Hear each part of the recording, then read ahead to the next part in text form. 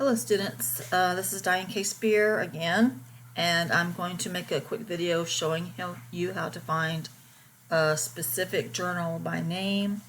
Let's say a professor came to you and said, hey, I need you to go find an article in the American Journal of Sports Medicine. You're like, I don't know where to find that. So one way you can do that is to scroll to the library's homepage. So I'm going down,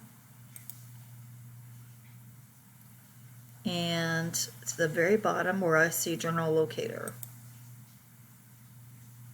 Now if you're off campus, of course you'll log in just like normal. I've already logged in earlier today, so it's got a cookie on my machine letting me in. I'm going to look for the journal that we just mentioned, American Journal of Sport. Could be sport or sports. It looks like it's sports, and then we'll do medicine. And we'll go ahead and run the search. Now, your professor didn't tell you if it was a peer-reviewed scholarly journal, so it's a good idea to check that out anyway. So we're going to go ahead and link on this record to find out, but let me show you that we have access through Gale from 2005 to 2008. We have access again through another one file through Gale, same number of months and years. But those packages cease to cover this journal, 2008, and you really want something more current. So look here, the third one is from Sage Journals. That means it's not really, probably I'm guessing on this a little bit, it's not in a package that we get through the databases. It's actually a separate purchase that you make, that we make with you for this journal through Sage to get you this journal. Okay, so now you've got looks like 1999 to present, which is a pretty good run of years. So you can also search within this publication. Let's go ahead and open the journal record, and you can see there's full text access, and then here's the URL for that journal. This is probably what you're going to use if you don't have a DOI for APA citation. Retrieve from, or I don't think they use retrieve from anymore in the 7th edition, but that's a good an address right there. It's comes out 12 times a year according to this record, and yes, it is peer-reviewed. So if I come up here and I want to search this publication, I could click here and go through the years, but let me just put a word in here. So I'm going to do helmets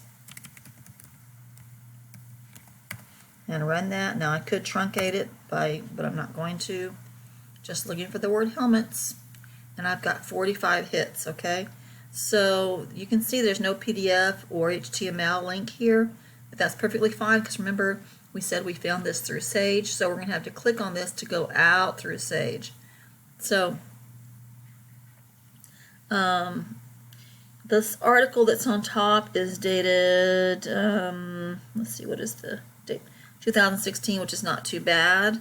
And then there's others that you can look through if you want to. Helmet, baseball to helmet impacts, that's pretty interesting. But let's say I wanted to find out what is the latest article in here with the word helmet in the record. So if I go over here to where it says relevance and use the drop down menu, I can pick the date that's the newest.